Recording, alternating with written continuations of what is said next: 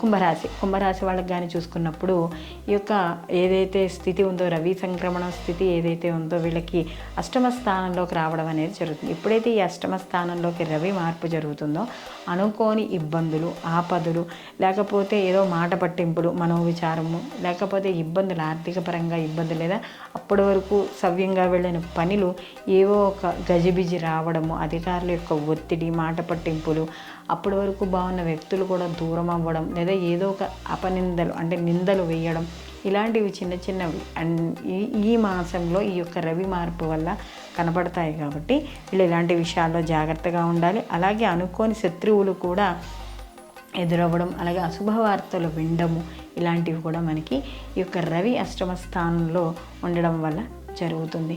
మరి ఈ యొక్క అష్టమ స్థాన ప్రభావాన్ని తగ్గించుకోవడానికి తప్పనిసరిగా ప్రతిరోజు అరుణపారాయణ వినడము, లేదా చేయడము, చేయించుకోవడము, సూర్య నమస్కారాలు, ఆదిత్య హృదయ పారాయణ చేసుకోవడము, దీంతోపాటు రామరక్ష స్తోత్రాన్ని కూడా పారాయణ చేయడం ద్వారా మరిన్ని మంచి ఫలితాలు పొందడం అనేది జరుగుతుంది.